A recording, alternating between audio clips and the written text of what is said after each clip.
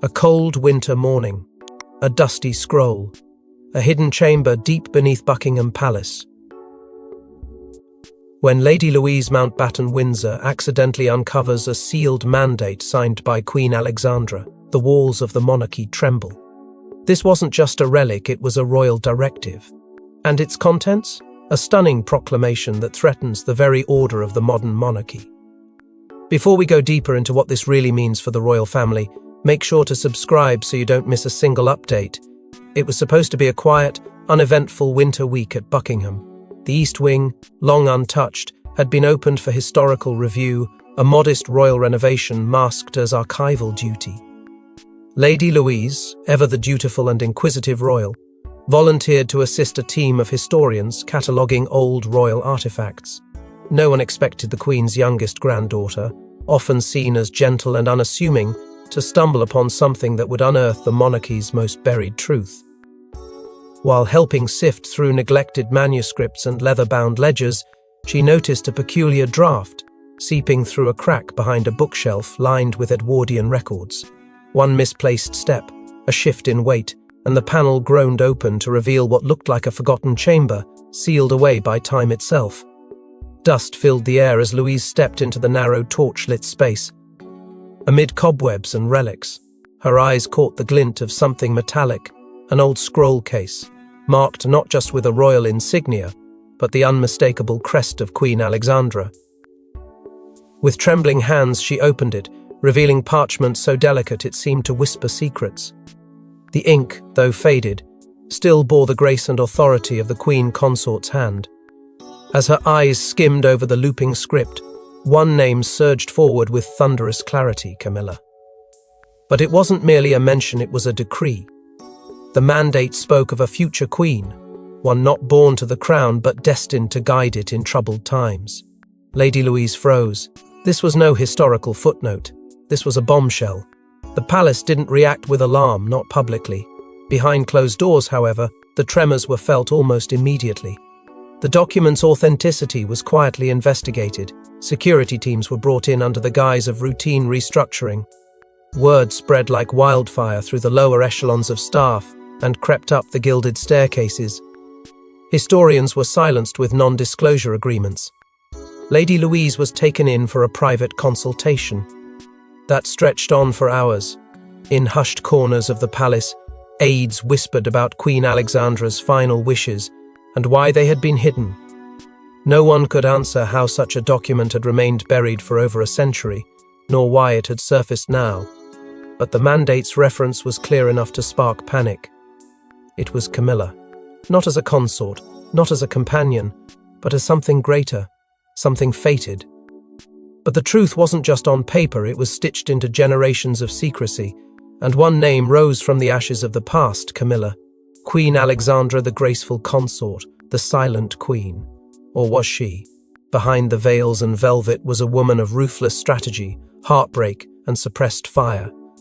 And now, her final written words rise from the depths, naming Camilla in a prophecy almost a century old. To understand the full gravity of Lady Louise's discovery, one must journey backward into the gilded cage of the early 20th century, where Queen Alexandra reigned not just as a figurehead, but as a woman trapped between power and obedience. Publicly, she was the embodiment of composure, always dignified, always poised. But privately, Alexandra waged her own quiet rebellions. Her marriage to Edward VII was riddled with humiliation. He was unfaithful, distant, and at times dismissive, leaving Alexandra to seek refuge in influence rather than affection. Denied true power by virtue of her gender, she instead mastered the art of influence, whispering behind curtains, building relationships in shadows, and documenting her thoughts in diaries that were said to have disappeared after her death. Now, it seems, not all of them did. Historians long speculated that Alexandra's influence on court matters was more potent than publicly acknowledged, but no one could prove it. Until now, with the mandate discovered by Lady Louise, questions about Alexandra's secret life have exploded into urgent royal concern. In an era defined by male heirs and public obedience, Alexandra had quietly built a foundation for something more subversive. The early 1900s had been a period of great succession anxiety, uncertain health, political upheaval, and whispered doubts about the future of the monarchy. Some believe this mandate was written during one such crisis, when Alexandra feared not for her own legacy, but for the soul of the institution itself. It is here, in this atmosphere of fragility and foresight, that the words "she will not come from the crown but from conviction" take on terrifying weight. If true, it means Alexandra foresaw the need for a queen who would rise not from bloodline, but from belief, a woman forged not by title but by suffering. Camilla, a name that, at the time, meant nothing, a woman not yet born, a soul decades away from being cast as villain, then survivor, then queen. The mandate seems to paint her not just as a choice, but as an inevitability. Alexandra's words are haunting, their clarity chilling. She writes of a consort of resilience, a woman who would be loved by none at first, but guarded by destiny. For the monarchy to have kept this buried suggests not ignorance, but fear that its power could one day be claimed not by heritage, but by fate. The mandate bypasses the traditional lines of succession. It doesn't speak of heirs or crowns. It speaks of timing, of reckoning, of a woman who would come not to inherit, but to restore. Was this Queen Alexandra's final rebellion her secret rebellion? And if so, why now? Why did this truth wait so long to surface? As historians scramble to verify its truth, one question electrifies the palace halls. Did Camilla's destiny begin long before Charles was even born? She was never meant to carry this burden. Lady Louise, quiet and poised, thrust into the royal spotlight overnight, not for a scandal, but for a discovery that could fracture the family forever. And for the first time, the youngest Windsor might become the monarchy's most dangerous voice. For much of her life, Lady Louise Mountbatten-Windsor was an afterthought in royal narratives. Neither heir nor headline, she moved through palace corridors as a quiet observer, dignified yet easily overlooked. In a world where every glance, every word, every photograph is calculated, Louise was the anomaly, unpolished by protocol, but rich in authenticity. It was this very invisibility that made her the perfect vessel for truth. She had no thirst for power, no ambition to rise, and yet fate placed in her hands a secret that could unravel everything. The sealed mandate, a century-old directive hidden in Buckingham's forgotten bones, would have remained silent if not for her curious spirit. But with discovery came consequence. The scroll may have belonged to Queen Alexandra, but the burden now belonged to Louise. The walls of the palace, once familiar, now closed in with silent suspicion. What she had uncovered was not just a document, it was a spark, one that could ignite old rivalries, fracture delicate alliances, and challenge the very essence of the monarchy's legitimacy. Her voice, once soft and trusted, was now being quietly measured, watched, and some feared managed. Louise began to feel the chill of isolation wrap around her like a second skin. Family dinners grew quieter when she entered the room. Conversations stopped a beat too soon. Her phone calls, once casual, now echoed with cautious phrasing. The weight of truth bore down on her, and for the first time, Louise felt a pressure that no title could prepare her for. She was a girl raised in a world of tradition, but now she was the holder of disruption. The crossroads came quietly, a summons not from a royal aide but directly from Queen Camilla. It was a meeting veiled in discretion, shrouded in unspoken stakes. Behind closed doors, two women separated by age, status, and generation sat as equals. There were no pleasantries, no rehearsed lines, only truth. Louise spoke first, not with accusation but with clarity. Camilla listened, her face unreadable, but her eyes betrayed a flicker of something: recognition, fear, or perhaps a long-buried memory of words once whispered by an aging Queen Alexandra a century ago. The conversation was not loud, but it was seismic. Camilla reportedly wept, not for guilt, but for the terrible weight of being chosen without asking to be. In her private journals, now protected under increased security, Louise wrote of that moment with haunting resolve. "They will not silence me," she penned, "but they will try." Her entries spoke of sleepless nights, of staring at portraits of past queens and wondering how many truths had been buried beneath their painted smiles. She feared being erased not from public memory, but from within her own family, not for betrayal, but for honesty. And in that fear she became something the monarchy was not ready for, a voice forged not in power, but in conscience. As whispers ripple beyond palace walls, one thing becomes clear: Louise has cracked something no one can contain anymore. She was once vilified, then accepted, and finally crowned. But what if Camilla's journey to queen wasn't fate? It was fulfillment of an ancient royal command. Suddenly her reign isn't just legitimate, it's preordained. And that changes everything. For decades, Camilla's name was synonymous with scandal, the third figure in a marriage that once defined royal romance. Whispers, judgment, and headlines followed her through years of exile in plain sight. She wasn't born into a palace, and she certainly wasn't groomed for a crown. And yet, she remained steadfast, unapologetic, quietly enduring the cold stares and louder silences. Her transformation from mistress to queen was never effortless. It was war, fought in the press, in the public eye, and within the family itself. But now, with the emergence of Queen Alexandra's mandate, the entire story arc begins to twist in a direction no one expected. Because if the document is real and every sign suggests that it is, then Camilla was never the outsider. She was always the plan. To the public, it feels like a rewritten myth. For supporters, it's a tale of divine timing. For skeptics, it's an orchestrated fiction. The divide is sharp. On one side, people speak of destiny, a lineage of women, chosen not by birthright but by purpose. They quote the mandate's chilling words, noting that Camilla's life, her pain, her persistence, eerily align with Alexandra's description. On the other, critics scream manipulation. They ask why this document appeared now, why its timing aligns so perfectly with political unrest within the palace, and why those who challenge it are being silenced or dismissed. The monarchy, already fraying at the edges, suddenly finds itself navigating a dangerous duality, a queen crowned by ceremony, and now, perhaps, by prophecy. Behind the walls of Buckingham, insiders are deeply split. Some advisors reportedly welcome the mandate as historical validation, a powerful narrative to seem. Enter Camilla's place. Others whisper fears of backlash, of awakening ancient conspiracies and triggering chaos that could destabilize the royal family further. Even those who once supported Camilla's quiet rise now question whether this new story, no matter how powerful, risks undoing decades of delicate repair. And what of Camilla herself?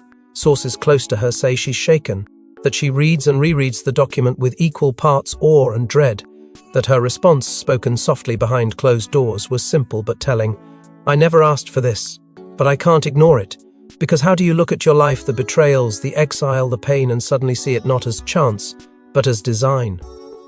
Camilla is no longer simply queen by title. She is, in the eyes of many, a queen by prophecy. And that carries weight she never bargained for. Her enemies now call her the chosen one with sarcasm. Her supporters defend her with new fervor.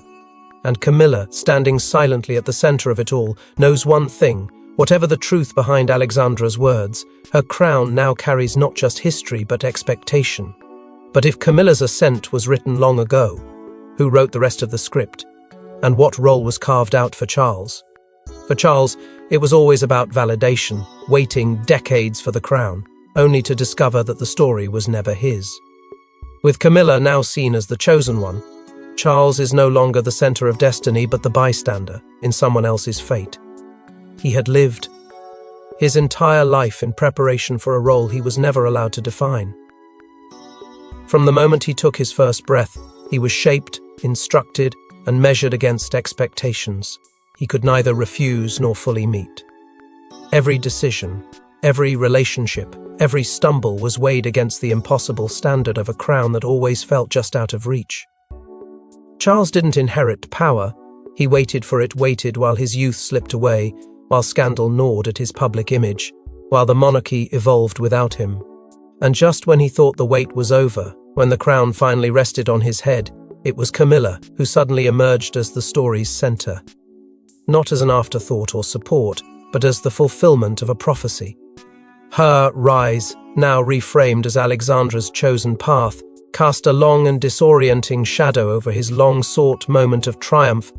Behind palace walls, the weight of this new narrative has left visible fractures. The man who once quietly carried the burden of monarchy now finds himself sidelined in his own reign. Camilla's so-called divine mandate has rekindled old insecurities, feelings Charles buried deep beneath decades of composure and calculated diplomacy. Tensions once dormant have begun to surface. Those closest to the crown speak of curt silences, of long pauses between glances, of conversations cut short.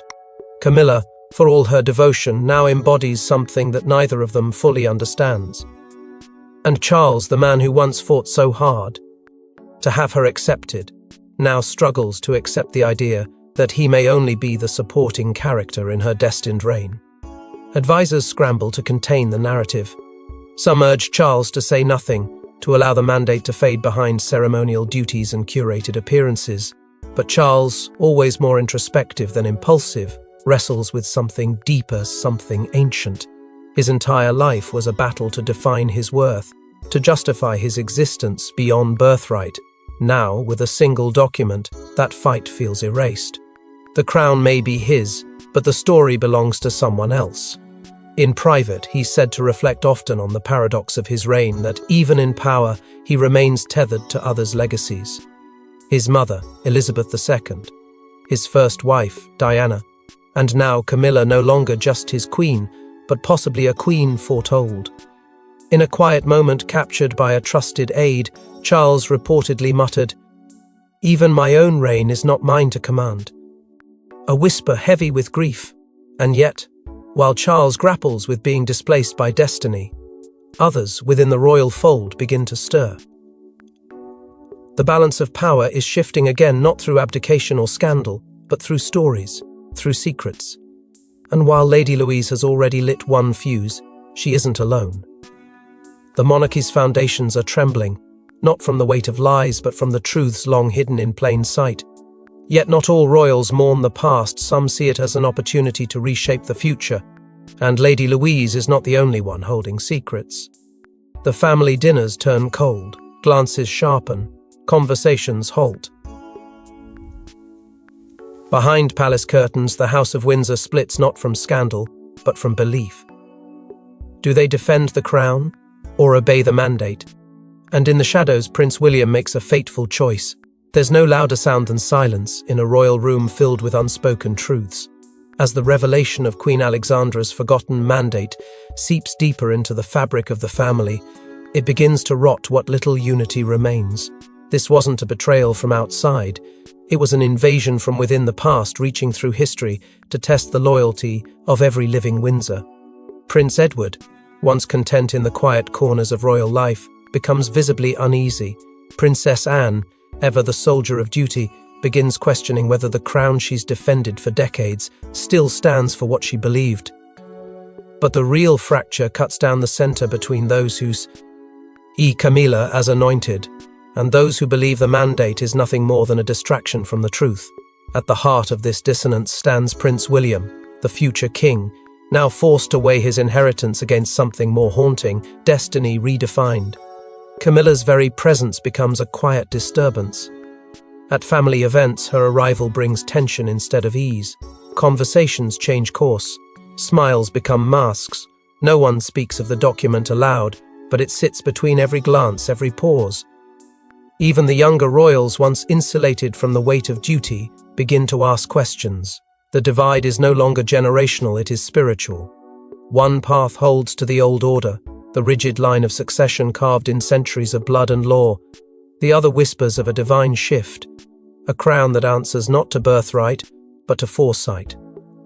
And between those two paths stands William, watching his family slowly implode. Advisors closest to him confirm that quiet meetings have begun, confidential discussions exploring the unthinkable, a correction of succession. Not to strip Camilla of her crown, but to prepare for a future where William may no longer be seen as the next rightful monarch, if public belief turns prophetic. These whispers are not treasonous. They are strategic, spoken with the chilling calm of crisis management. And they are happening more often now. Security teams inside Buckingham begin restructuring without official explanation. Shifts in protocol.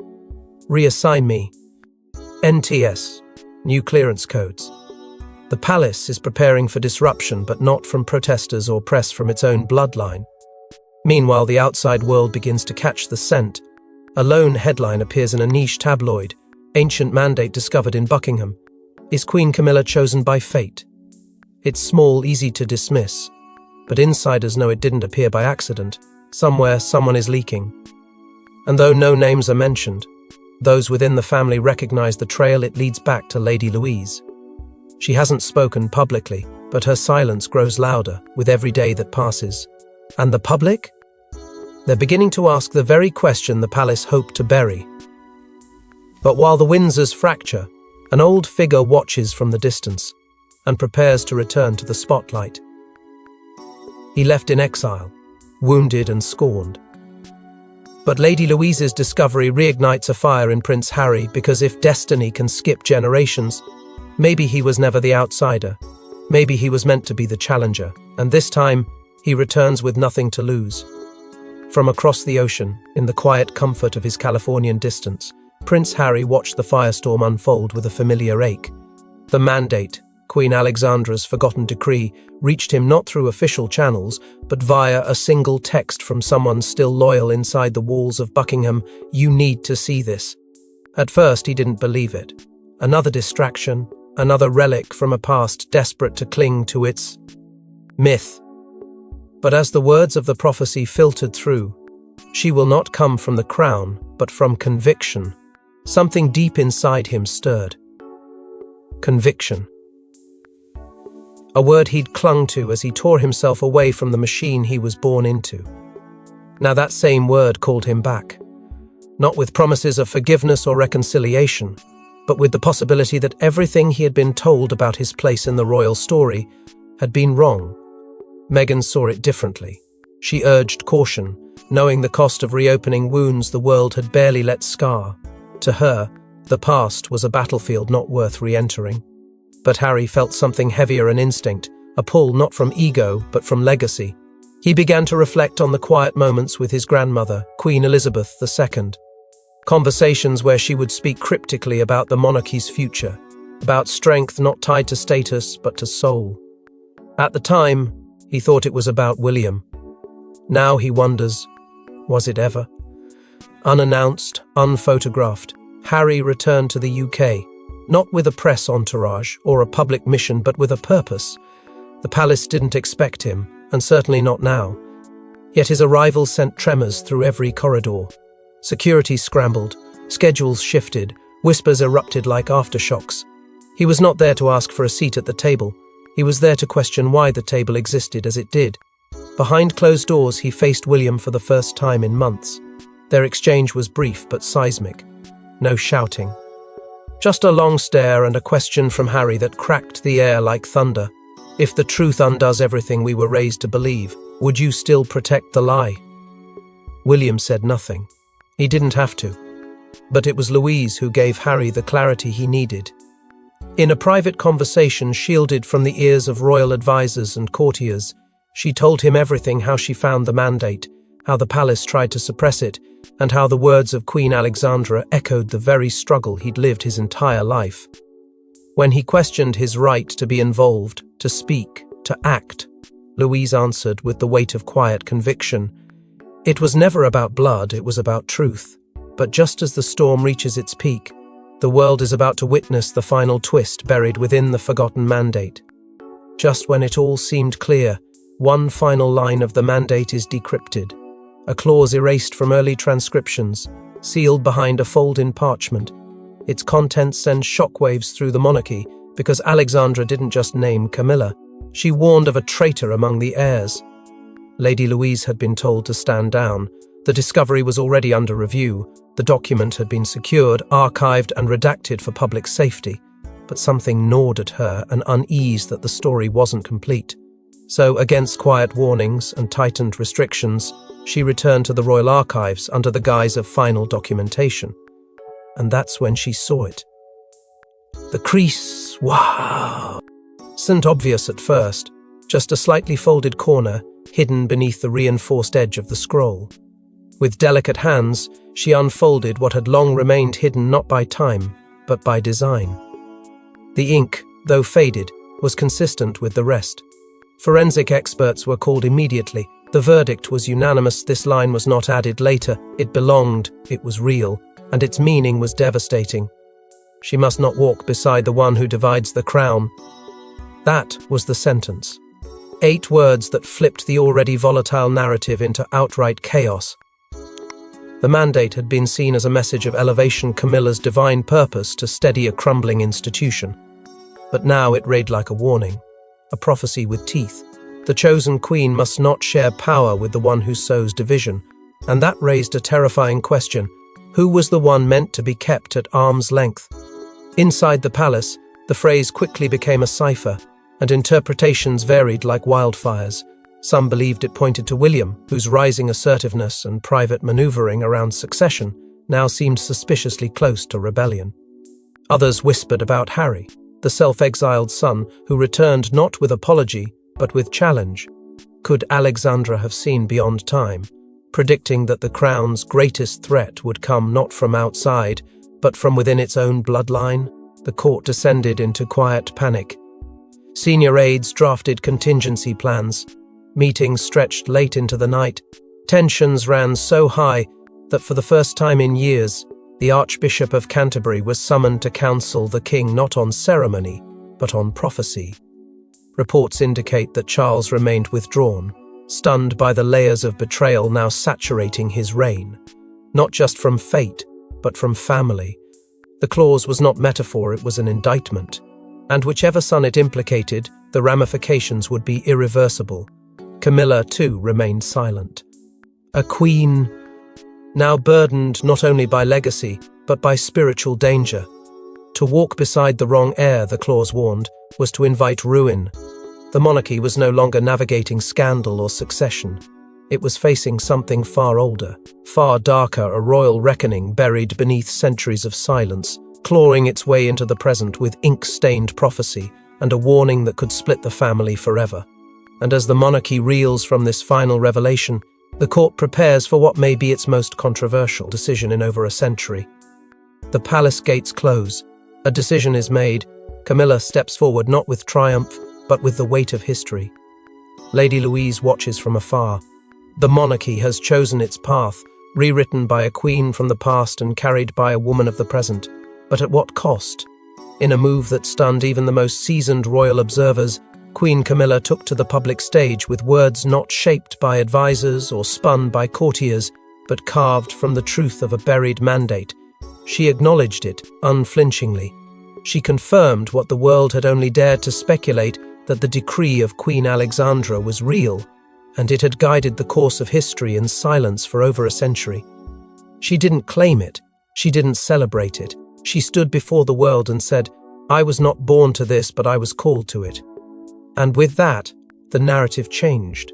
Not just for Camilla, but for the very institution she now leads. King Charles, worn down by the pressure of prophecy and the fracture within his family, stepped into the role history never wrote for him. In a royal address, he announced the monarchy's realignment of purpose. It was not an abdication, it was a redefining. He would remain king, but in name only a ceremonial figure of tradition, while the real power, the symbolic authority, passed to the woman the past had chosen. It was a masterstroke of preservation, cloaked in sacrifice.